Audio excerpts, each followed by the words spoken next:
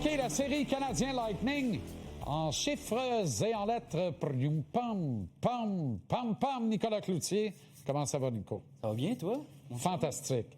Pari réussi pour Gary Bettman. Oui. Tu me passes ça croche de même? Écoute, on dira bien ce qu'on veut. Gary Bettman tient à sa première ronde. Et s'il y a bien quelque chose d'intéressant avec le format des séries, là, il n'est peut-être pas équitable, mais il offre la meilleure première ronde du sport professionnel. Ah, ça, il n'y a aucun doute. Ben, l'ennui, c'est qu'il offre la pire troisième d'habitude. ben, j'allais là. Et même que ça s'essouffle déjà dès la deuxième ronde, mais on va s'arrêter là. Toujours est-il que ça a donné une des séries les plus âprement disputées de l'histoire, Jean-Charles, de la LNH. Écoute, 3 fois dans l'histoire seulement, on a vu des séries de 7 matchs, là, dont les 7 matchs, chacun des 7 matchs, se sont décidés par un but. CH Lightning, c'était seulement la 3e fois. Et 98 du temps a été passé soit à égalité au point. Regardez cette stats-là, là, ça, c'était écœurant. Nico, si Tampa joue Buffalo après avoir mené sur 7 matchs pendant pas une demi-heure, là, c'est un vol. C'est pour ça que je dis aux gens depuis le début de la journée, arrêtez de dire que le Canadien a volé le Lightning. Le Canadien a pleinement mérité son droit de passage en deuxième ronde. Faut arrêter ça, là. On n'a rien volé à personne. Il y a quelque chose que les gens ne comprennent pas, Jean-Charles, quand ils vont analyser les comparatifs, le nombre de tirs, le nombre de chances de marquer, c'est que quand tu détiens une avance, tu ne joues pas le même style de hockey. Ça, c'est clair. Le Canadien va arrêter là, d'enchaîner les chances de marquer du moment qu'il s'accroche à une avance. Tu deviens un cocon défensif. Les effets de score sont réels et ça demande un ajustement de notre analyse par la suite. Alors, les statistiques qu'on vous a montrées sont très éclairantes en ce sens. Et clairement, la stratégie de Martin Saint-Louis, c'est de pratiquer le rope-a-dope. Combien de fois on recule dans nos propres cadres avec la rondelle. Et là, on attend. Ouais. L'ennui, c'est qu'on a donné de l'enflure à une défensive poreuse, celle du Lightning, alors que si on avait fait ce qu'on fait de bien aussi, transiter, bloquer des jeux entre les deux zones neutres, transiter rapidement, prendre la défensive à contre-pied, forcer à commettre des erreurs, créer des chances de marquer de qualité, peut-être que la série aurait été plus courte. Et c'est exactement ce qu'il va falloir faire contre Buffalo. Parce que si tu laisses à Buffalo, quand tu recules, là, toi, tu te places. L'autre bord, il se place. Exact. Fait que si tu laisses le temps au corps défensif des Sabres de se placer, t'es mort, Armand. On verra. Si tu penses qu'il n'y avait pas d'espace là, attache-toi. Bien, la donne change quand même avec Noah Dobson. Ça, c'est sûr. Exact. Ça change beaucoup de choses. OK. Jacob Dobèche. Faut en parler.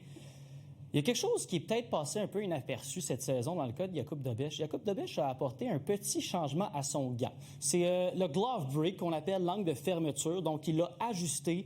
Il y a un de ses anciens gardiens, Casimir Kaskisuo, là, chez Rocket, qui lui disait tout le temps « Ça n'a pas d'affaire, ton gant. Pourquoi tu joues avec ça? » Alors, il l'a changé et je ne sais pas si vous avez remarqué à quel point il a été dominant d'ailleurs avec son gant, Jacob Dobèche. Et Jacob Dobèche, dans la façon justement qu'il le tient, son gant, il y a une particularité. Et notre monteur, Thomas Gill, a fait un peu de magie. Et vous allez voir un arrêt sur image qui va montrer qu'est-ce qui le rend si différent des autres. Regardez à quel point son gant, il le place loin devant lui, Jacob Dobèche. Il y a plusieurs entraîneurs des gardiens en coulisses qui l'ont porté à mon attention et qui m'ont signalé que ça l'aide avec le suivi de la rondelle, mais ça l'aide aussi à mieux gober la rondelle. Ça l'aide aussi à fermer l'angle. Ça devient intimidant pour le tireur. Alors, c'est un aspect du jeu de Jacob Dobèche qui mérite notre attention parce que Mathieu Chouinard me disait en début de saison, il y a des mains plutôt maladroites de Dobèche et c'était pas le gardien qui était reconnu pour avoir le meilleur gant. Mais ce qu'on a vu hier, là, c'est plusieurs arrêts sensationnels avec le gant, dont un là, éclatant là, aux dépens de Brandon Eagle. Il y a davantage un gant à la Martin Brodeur, puis ça le sert bien. OK, quelle est la suite pour le Lightning? Parce qu'on parle quand même d'une 4e élimination consécutive au premier tour des séries.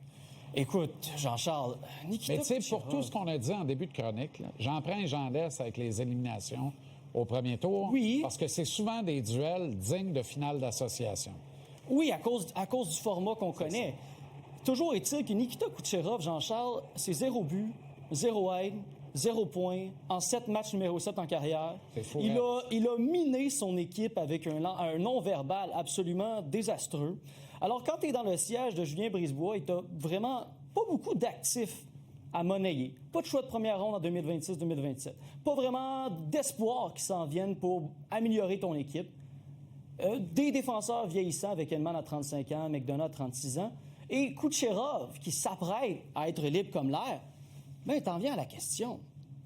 Est-ce que tu dois monnayer Nikita Kucherov pour faire un réusinage, un retool rapide? Je pense que la question s'impose. Et il y a un directeur général dans la Ligue nationale de hockey qui a l'audace de le faire. C'est Julien Brisebois, Jean-Charles. Aucun doute. OK, Nico, merci infiniment. Merci. Bonne soirée, puis à très bientôt. À bientôt.